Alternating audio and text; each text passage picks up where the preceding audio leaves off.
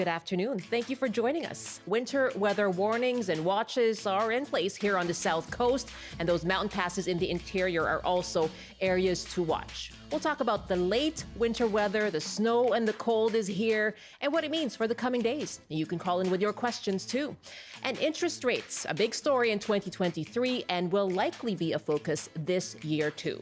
What do you need to know if you are renewing your mortgage? We're taking your calls after 12:30. I'm Michelle Eliot. Welcome to BC Today.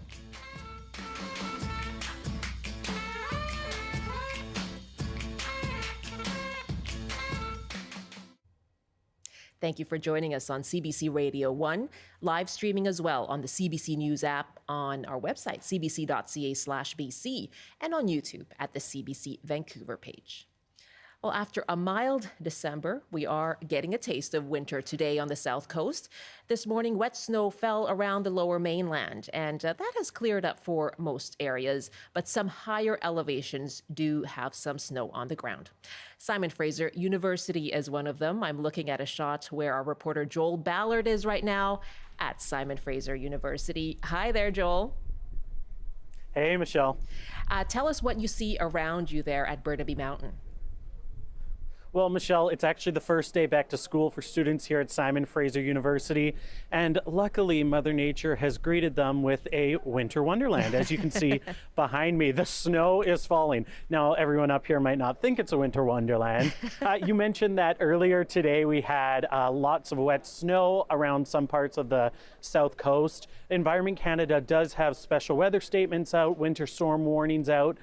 Basically, they're saying that at sea level, so right down at those lower elevations, there is a chance that we have or we will still see, that really wet snow, a mix of rain and snow. Of course, the higher in elevation you go, the more the snow is falling like we have up here. And that's expected to continue on and off right actually until midnight.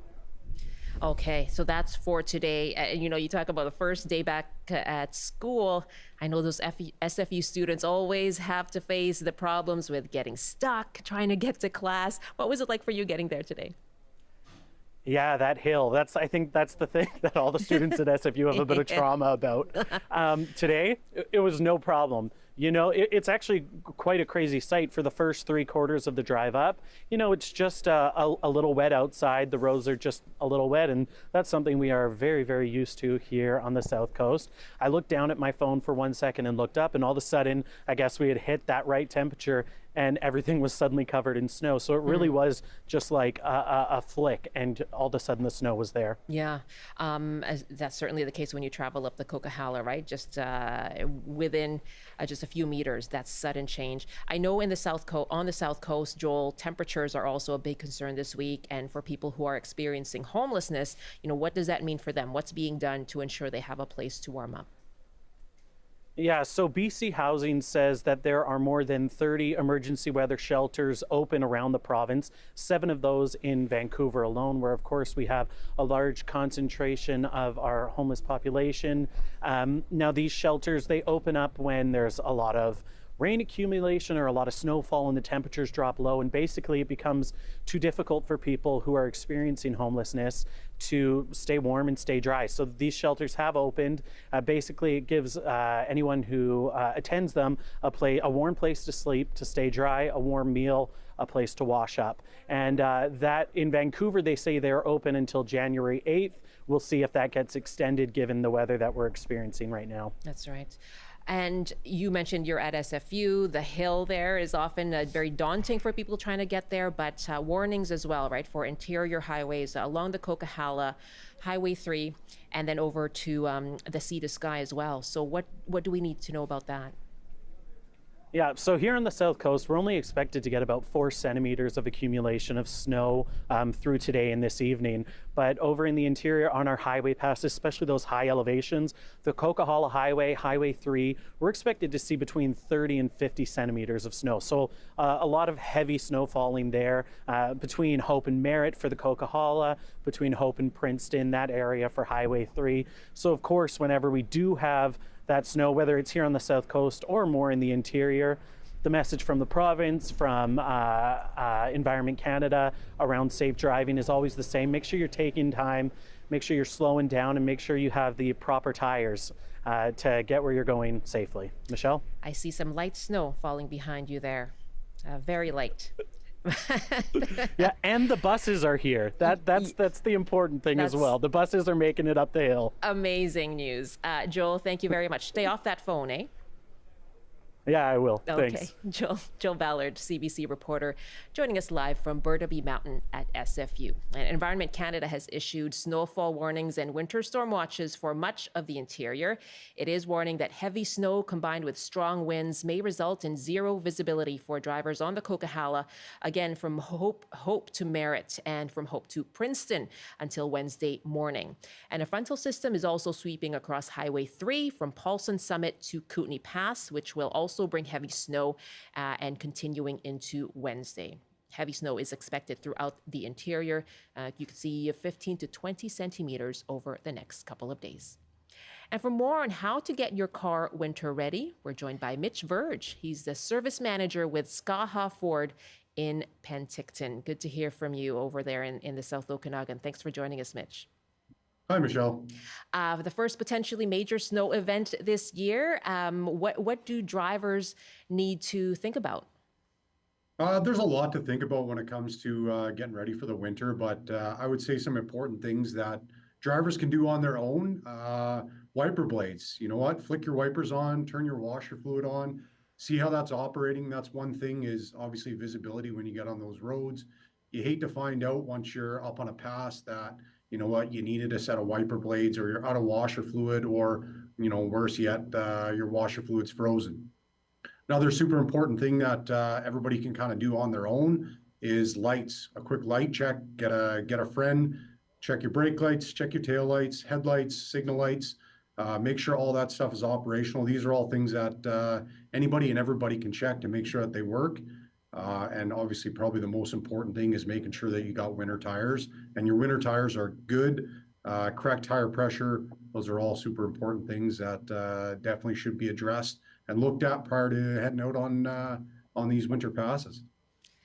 Absolutely. We were just talking about a lower mainland hill there in Burnaby Mountain, but you think about those mountain passes, the Coquihalla Highway, and how quickly things can change, and that visibility really just disappearing essentially, right? Once the snow comes down.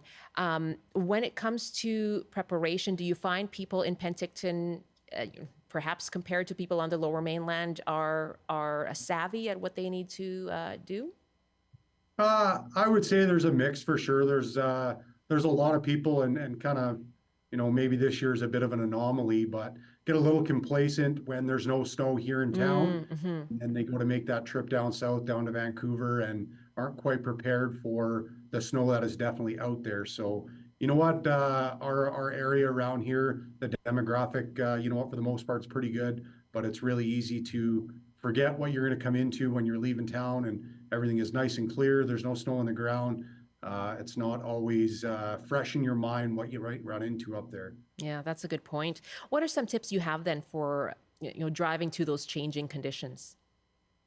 Biggest thing is trying to be prepared, and you know what, rather have it not need it than need it not have it. So even if it's down to, you know, the safety things in your vehicle, a blanket, some water, some snacks, all those things that obviously you never want to have to need, but if you did, if for some reason you had to spend some time up there, you know what, you'd be comfortable, you'd be safe. So those are super important to once again have just in case. But another important thing for that is, you know what, if you haven't had a vehicle checked over and you're not comfortable with doing it yourself, getting it in somewhere to have a professional have a look at it, just to make sure your tires are where they should be. And you know what, even brakes and the rest of the operation of the vehicle, you know what, it's not just wintertime that it needs to be, but it's definitely more important when you have those other driving factors, such as the slippery roads and snow and all that. So it's a great idea to have a vehicle looked over if you're not comfortable, or if you know what, it has been some time before you make that trek. Really good advice. Thank you so much. Stay warm this week, okay? Appreciate it. Thanks, Michelle.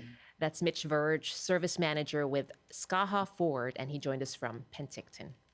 It's 12:15 now, 1:15 in the Mountain Time Zone, and we are joined now by our CBC climate and science specialist, Darius Madavi. And if you have any questions for him on this week's weather and the kind of winter that we're having here in British Columbia, you can call us 1-800-825-5950, 604-669-3733. You can also hit pound 690 on your cell phone.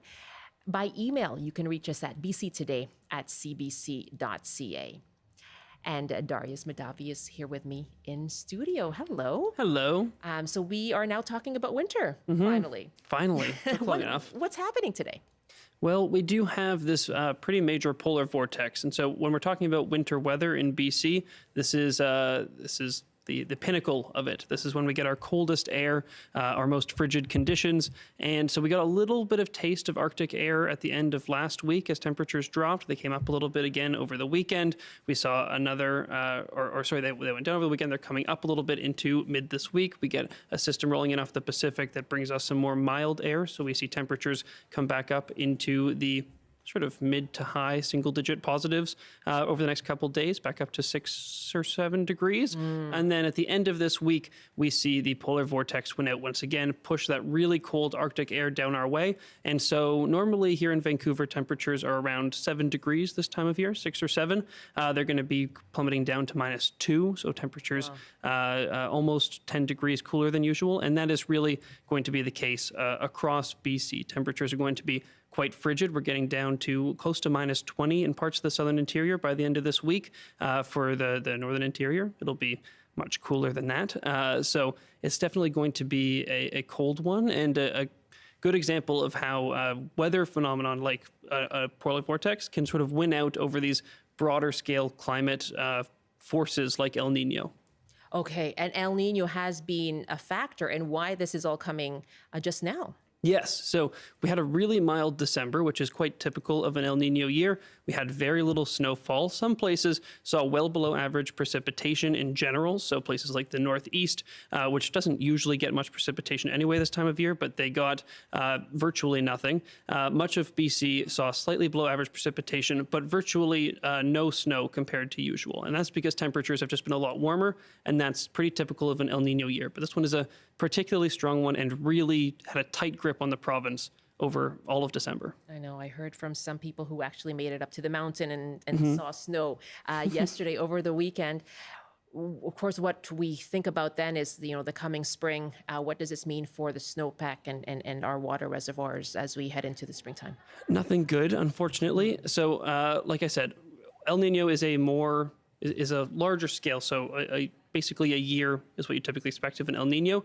A polar vortex is short-lived. So we're looking at maybe a week or two of cooler weather before that El Nino probably seizes control once again and brings us back to our more mild conditions. And given what we're seeing in terms of snowpack already across BC, it would take a lot of time with the polar vortex to sort of bring us back up to where we should be in terms of the snowpack levels. So right now, we haven't gotten our first snow basin index assessment of all the snow basins across BC, the first formal one from the River Forecast Center yet. That's expected to come either tomorrow or Wednesday. But we do have a sort of preliminary assessment that was released last week, which is saying that many of the centers, the snow basins across BC, are currently at their lowest ever levels. And if you take the average of all of the median of all of those, we're sitting at around 60% where we'd usually be this time of year, which is extremely low. 60% of where we would usually be on those levels. How concerning is that, Darius? I mean, put that into context for us. It's not great because we are coming into this year at a very severe drought situation. We saw that carry over from the fall of 2022 into the 2023 season, continue right through the summer of 2023 into our last fall that we had. And as of the last formal drought update from the province at the end of November, we were still in a very severe drought situation. And now when we start the next drought season in the spring, the primary way that we determine what our drought levels are the snowpack, because that's going to melt, going to flood feed our river systems. Yes. That'll be what primarily determines what our drought levels are for the first several weeks to a month of the drought season. And so without that snowpack and with the residual drought that we're still feeling from last year, we're going to be in a very bad spot, both in terms of the drought. So we'll be carrying into our third year of it, of this very severe drought. And then also our wildfire conditions are going to be dire. So unless we see some very significant snowfall or precipitation over the next few weeks that can fall as snow, if we see El Nino take over once again, we get these more mild conditions like we saw in December, we're going to be in a very bad spot. These two forces competing with each other, right? The polar vortex and El Nino. Really good to have this big context. Thank you so much. Always good to have you, Darius. Thank you. Darius Madavi, CBC's climate and science specialist, and much more, of course, on the weather throughout the day here on CBC. It is now 12:21, 1:21 in the Mountain Time Zone. This is BC Today. Well, families of Flight PS 752 victims are marking the 4th anniversary of the aircraft's destruction.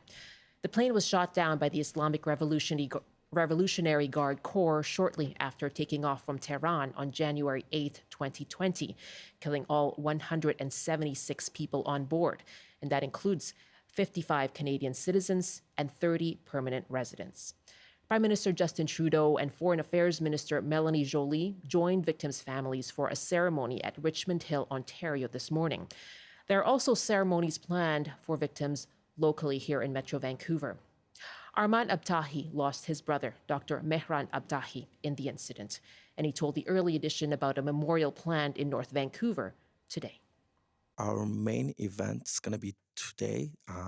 It's going to be at 5 p.m. at the Pipe Shop in North Vancouver. It's a gathering for reflection and remembrance, and along with live music and an exhibition of the passengers' biographies and like their pictures, and we also have some screenings. It's going to be a very peaceful event, a place for reflection, so people are welcome to come and remember the lost lives. And that's very important for us to have the support of the community that helps us to raise awareness, to prevent such tragedies from happening again, and also to put pressure on the politicians to do something about this.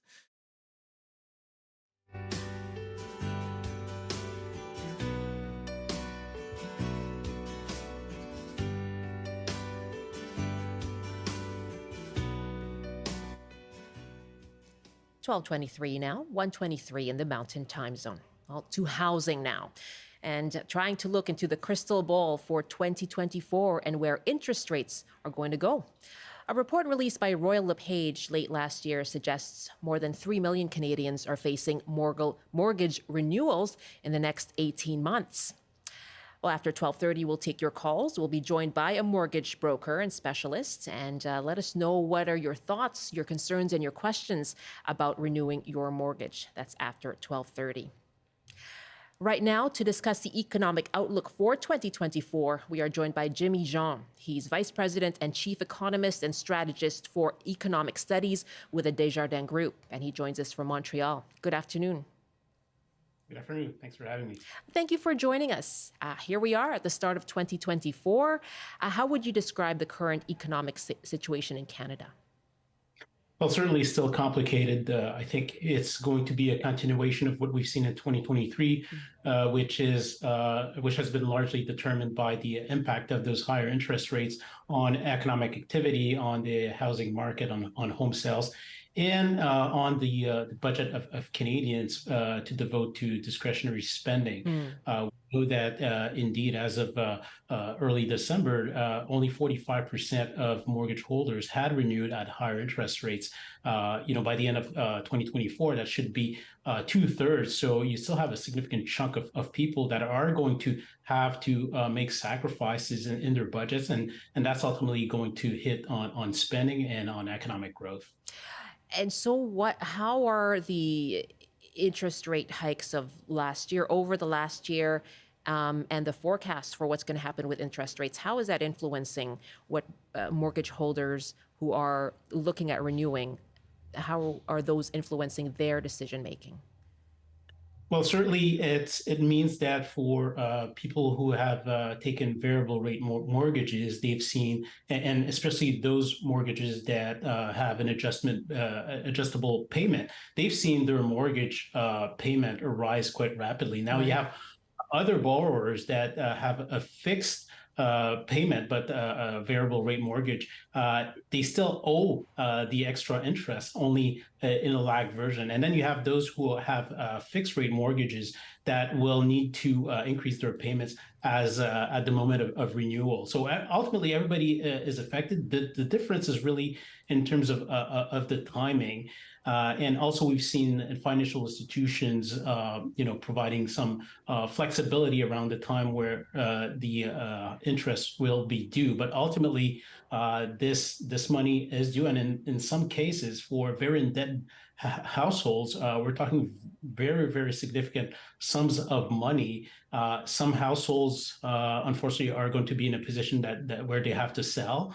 I think most households will strive to keep affording their mortgages, but it will mean some sacrifices in other areas of their budget. And that's actually the Bank of Canada's playbook to slow inflation, to slow the economy. Hopefully that doesn't produce, a very hard landing, but I mean, that's all the strategy to really bring down that inflation. And so far it's been working. I'll get to that in a moment, what that means and for what the Bank of Canada might do with regard to interest rates. I just want to go back to something that you touched on just now, because this has become more popular, and this is variable mortgages, but with fixed payments. What have been the implications of that, and why are they becoming more common? Well, they've become extremely popular during the pandemic when interest rates were very low, and particularly low for variable rate mortgages, so much lower than the equivalent fixed rate mortgages. And to some extent, there was that perception that variable rate mortgages tend to, or have tended in the past, to be lower than fixed mortgages. So there wasn't a whole lot of risk by going a variable. Obviously, when inflation started to soar, the story was wholly different. Right.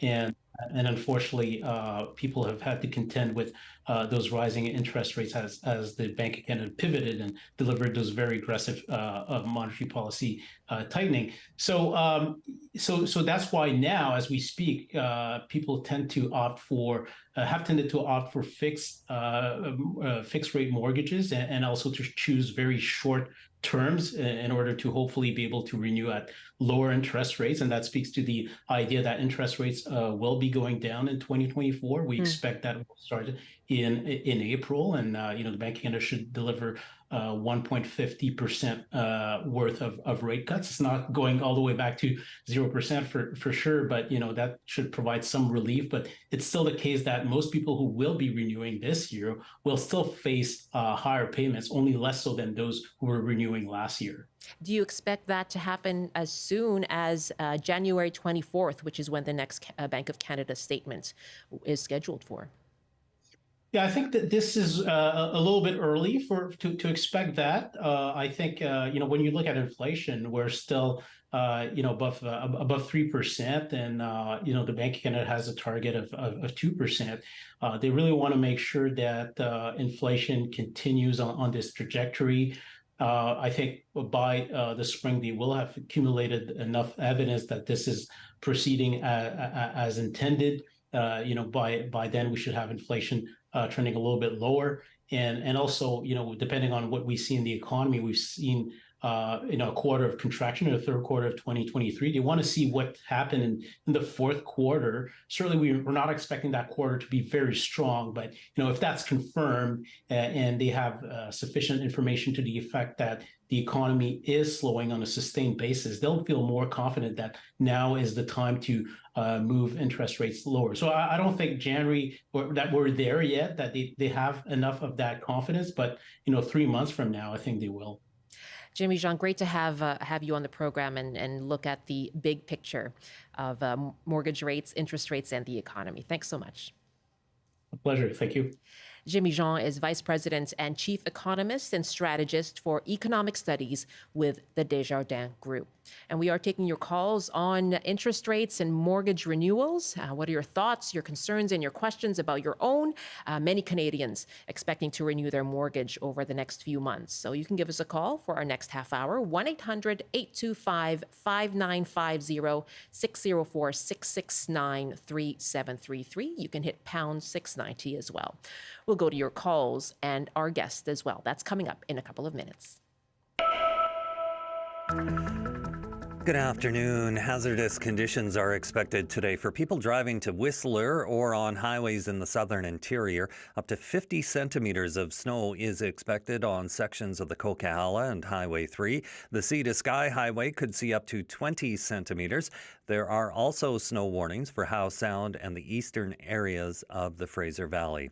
Police say a 21-year-old man shot Saturday in Coquitlam has now died. Investigators believe he was targeted, but there's no word on a possible motive.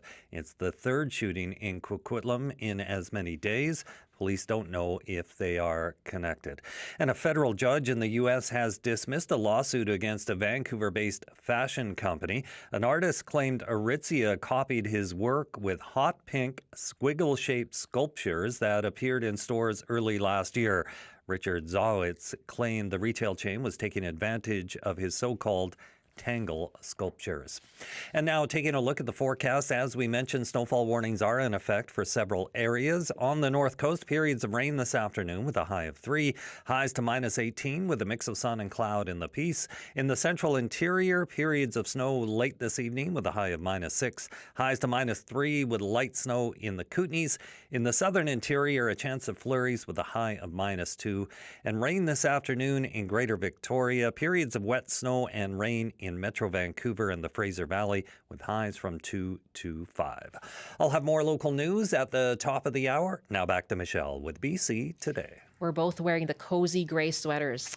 It's a good day for it. A little chilly out there. Good week for it, I think. Rob, thanks so much. You bet. Rob Zimmerman in the CBC Vancouver newsroom.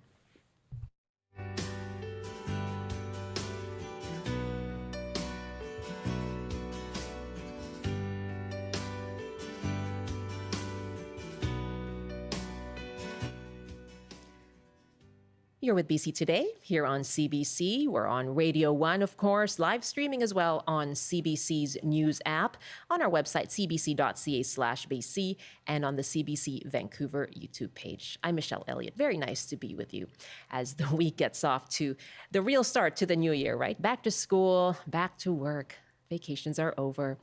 And back to talking about business, perhaps mortgage renewals. We are taking your calls on that. Millions of mortgages are coming due over the next year and a half. That's according to a report released by Royal LePage late last year. And of course, those rising interest rates over the last year and a half have been causing anxiety among homeowners. We are taking your calls. What are your thoughts, your concerns, your questions about mortgage renewals, and how are you navigating interest rates? What are your thoughts around the possibility of perhaps buying a home or selling one? You can give us a call, 1-800-825-5950. 604-669-3733. You can hit pound 690 on your cell phone as well. If you'd like to email us, our email address is bctoday@cbc.ca. And joining me here in our studio is Katie McKenzie.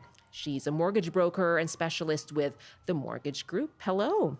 Hello. It's nice to have you. I wonder if you could just lean up further so that we can hear you better with a microphone there.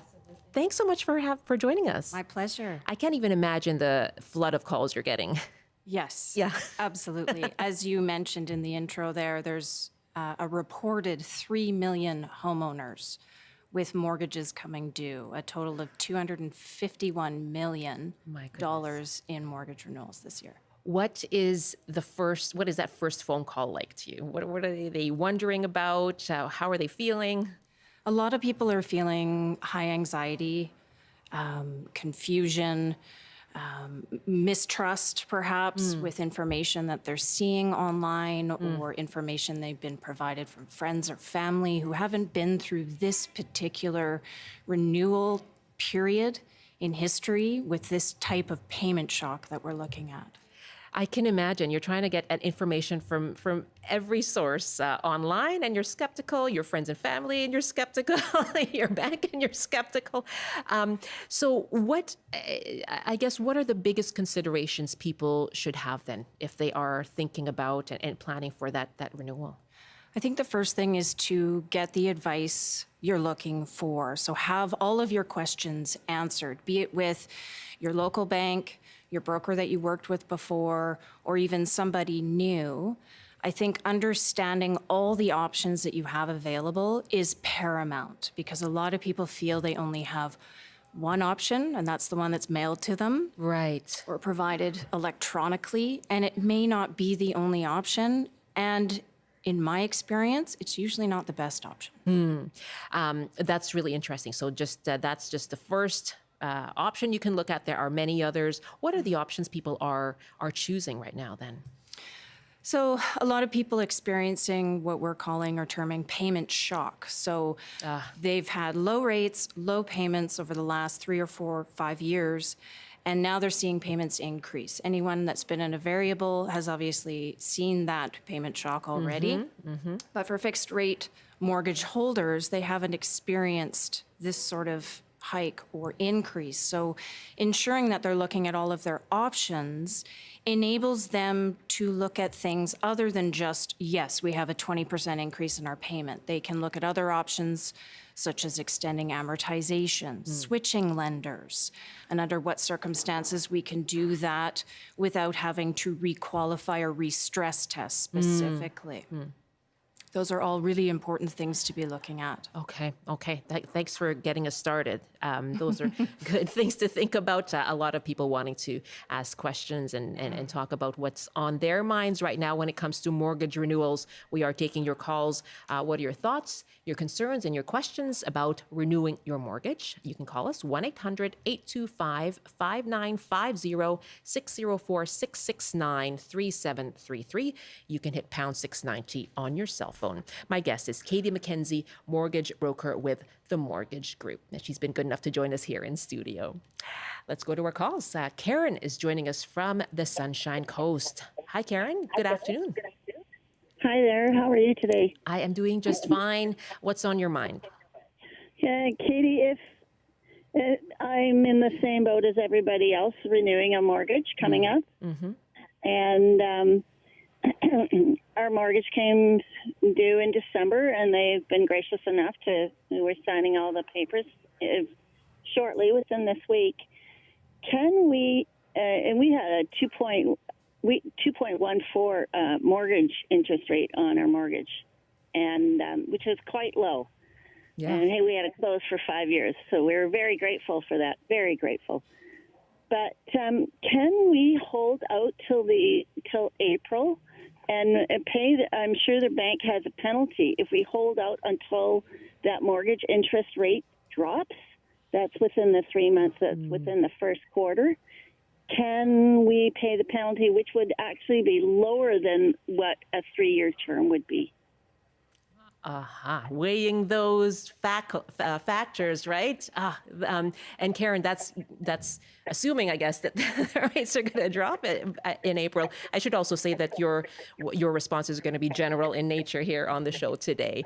But yeah, what can people do if they're thinking? That's essentially what Karen's asking is, if we think that the rates are going to go down, can we hold off and pay a penalty? Is that worth it?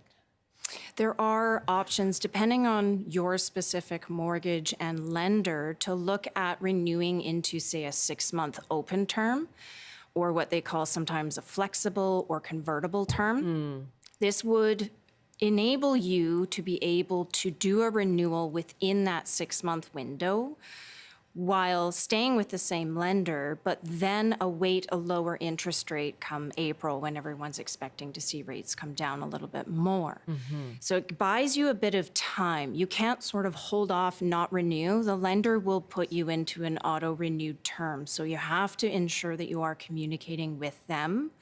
They, of course, would love to continue to have your business, so they're going to push for you to renew for the term that you're looking at, be it a 3-year term or another 5-year term like you've had, but there should be an option for an open term. If there's not, there is options to look to switching to a different lender that will have an open term for a short period of time, for hopefully then gaining access to those lower rates come April. Yes. So what is that decision making like for you, Karen? Well, the short term though rates are quite a bit higher. They are, Like but the again, 6 it's month rate are quite a bit higher than a 3-year term or a 2-year term. Yeah. correct. But I would say 6 months at a higher rate and then 2.5 years at a lower rate overall should net you a lower interest cost. Lots of things to weigh. Karen, as you said, you're in the same boat as so many other people. Really appreciate your question. I think that gets to what a lot of people are wondering. Thanks so much, Karen. Good luck with you. Good luck to you. Yan is calling us now in West Kelowna. Hi, Yan. Welcome. Hi, how are you? I am fine. Thanks for calling. And what are you thinking when it comes to mortgage renewals?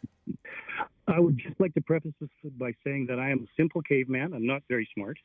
But I was wondering, when the interest rates get raised and people's mortgages go up and they pay that into your bank, into RBC or Bank of Montreal, wherever your mortgage is, that money that goes from interest, that is the increased interest, is that just a godsend for the banks? Or like, where exactly does that money go? Is it just an additional profit where people are, on the one hand, having to not buy the groceries they need or the clothing they need or miss a car payment to pay their mortgage, to have this added interest, but then the interest goes into the bank, and then does it just sit in the bank as to their bottom line at the end of the year? That's a great question. Yeah, and I have to say, when it comes to mortgages, we're all probably in the same boat, right? None of us are all that smart at it. So that's why we bring in experts to take your questions. And that is a really good question, because we know that interest rates have been brought up by the Bank of Canada to slow down spending, slow down that inflation. But what actually happens to those payments? Yeah, can you give us a sense behind a peek behind the curtain on that? So if I understand correctly, you're asking, and when rates increase, is that additional payment amount or that increased, I guess, interest amount going somewhere specifically with the financial institution or lender that you're with? My best guess, because I'm not privy to obviously lenders' financial statements, but is that they're using that for their operational costs. If inflation has gone up, our gas is higher, groceries are more, cost of everything is higher, that the cost for the lender to function or operate, continue to have doors open and have access to funding, their costs will also have gone up. So I would like to assume that it isn't just going into a pocket of one individual at the head of any organization, but being used to actually continue to function and be able to provide financing on an ongoing basis for existing clients as well as new. What can you tell us about, we heard from the federal government about this sort of imploring financial institutions to work with Canadians, this kind of mortgage charter to try and ease that hit. What is actually required, if anything, of financial institutions on that? Great question. It was released, and it is not a legal and binding document. So it is a recommendation by our federal government for financial institutions to help Canadians, specifically because we do have this big wave of mortgage renewals. So they have reiterated items such as working with borrowers in hardship situations and allowing a little bit of freedom or leeway as it relates to standard policy for extending amortization, for reducing or even waiving costs in some circumstances where there may be a penalty under a normal circumstance to, say, miss a payment or make interest-only payments for 6 months. They're also looking at or reiterating items such as insurable mortgages not having to requalify underneath the stress test rate when they're switching institutions for a better interest rate. They don't want to have you held at a specific institution just because of qualifying rules. Like what you were talking about earlier, yeah. They've also recommended that institutions reach out 3 to 6 months in advance of mortgage renewal, such that you have enough time to get the advice you're looking for, have the questions answered.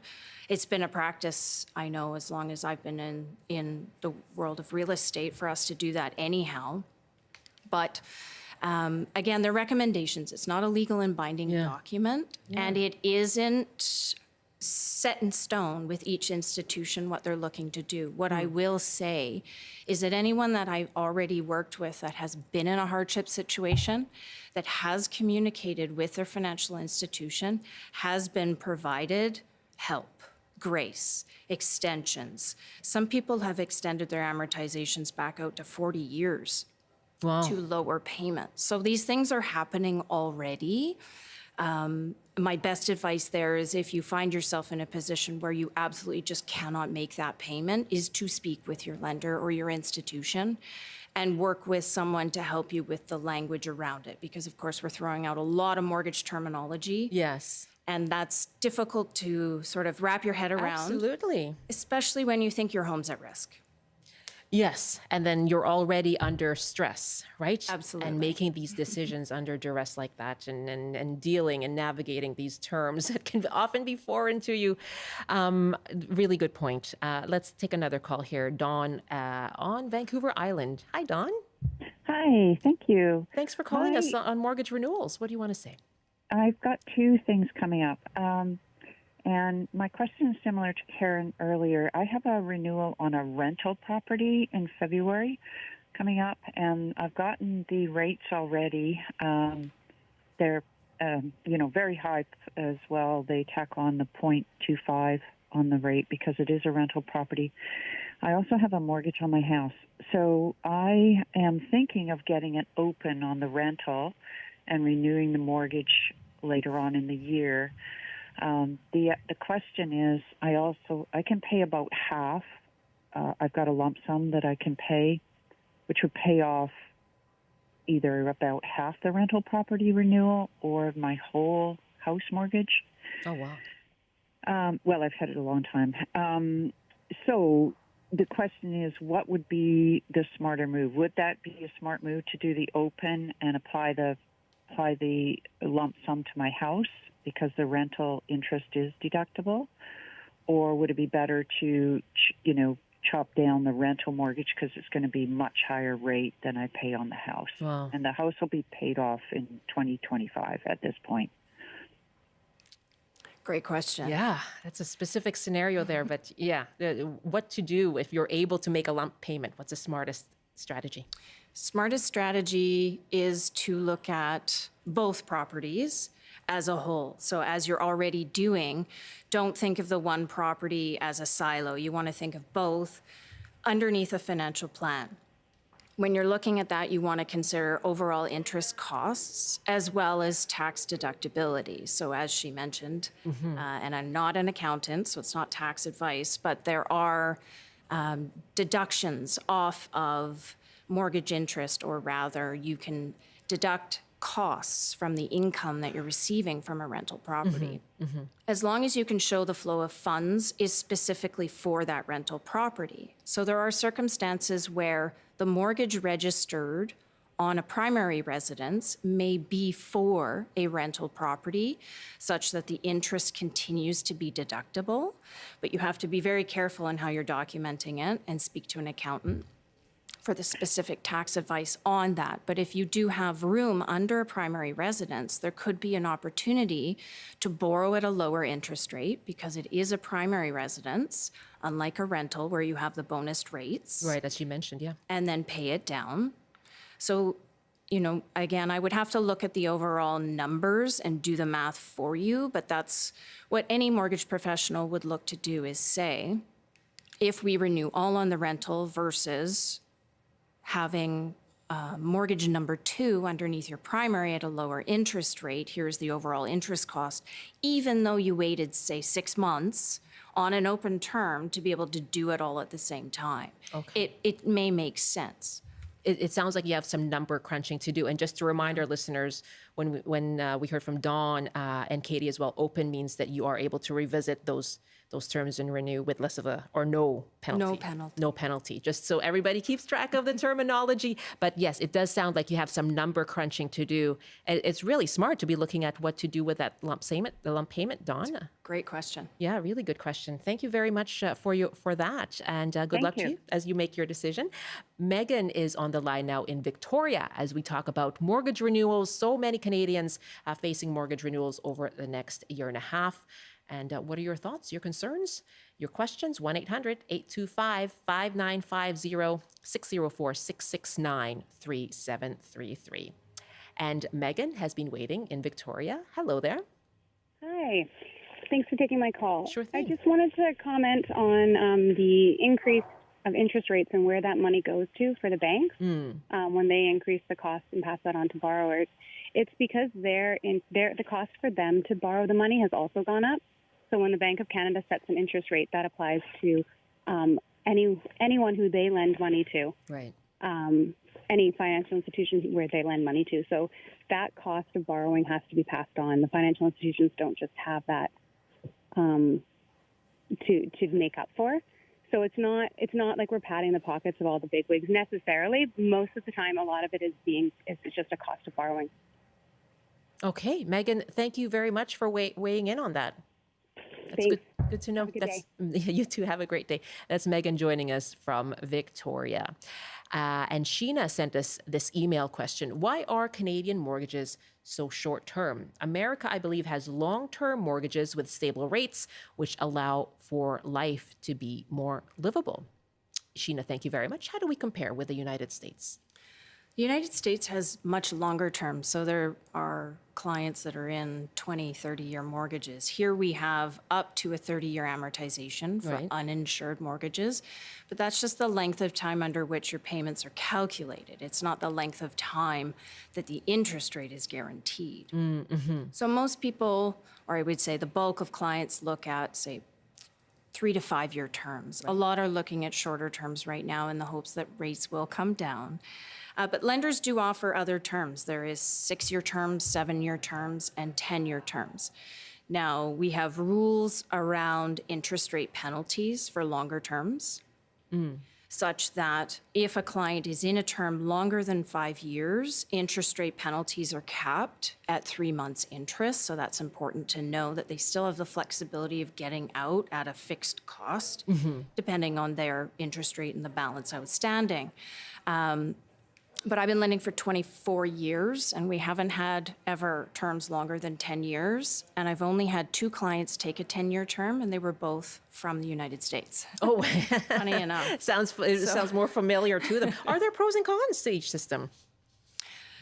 Well, I don't know. I've never, I've never worked in the U.S., born and raised in Vancouver myself. So I just know in my experience, more than half of our clients break their terms 3.5 years in. There's a life event where they want to upgrade. There's a split. There's an increase to their family. They need to move. And so when you're into a term longer than 3 or 5 years, it limits your ability to do that without having a huge cost or a penalty involved. Right. In some terms, even when you're staying with the same lender. Yeah. Okay. So just that I guess, less capability to adapt perhaps might be one of the considerations. They're really interesting questions, Sheena. Thank you very much. We have more calls coming in, but just following up on our earlier call, what do I do if I'm able to make a lump sum payment?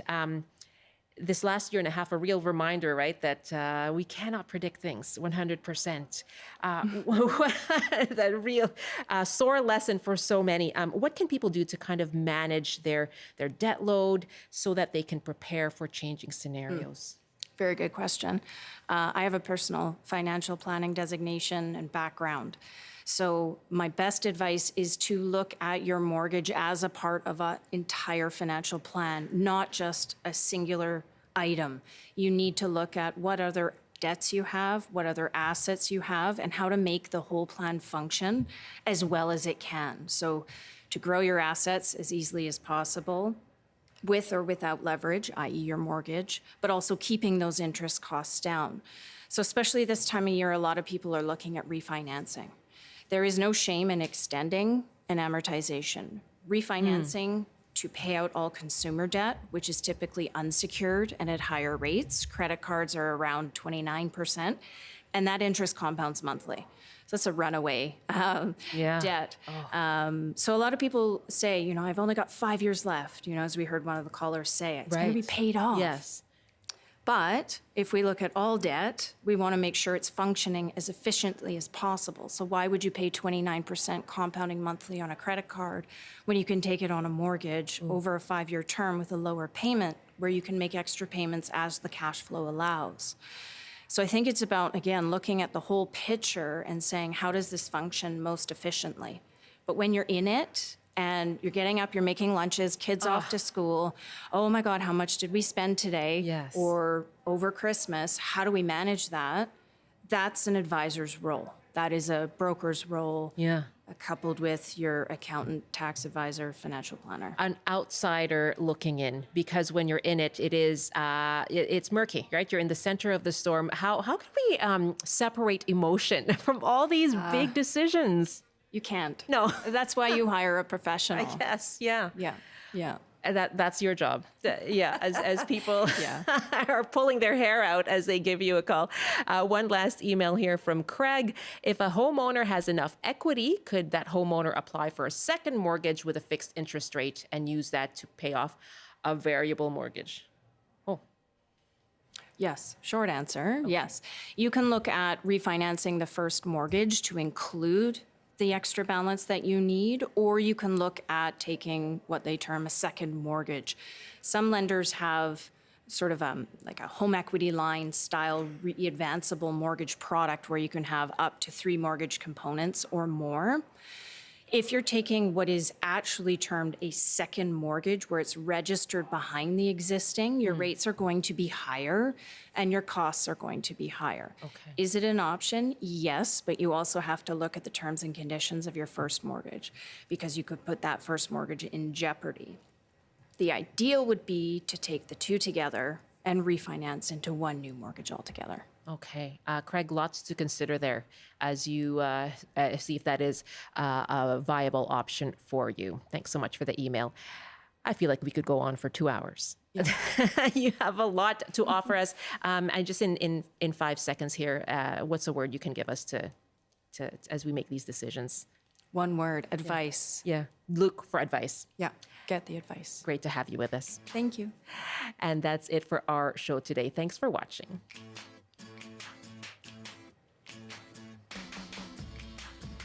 Katie McKenzie is a mortgage broker with the Mortgage Group. And you can listen again to that program.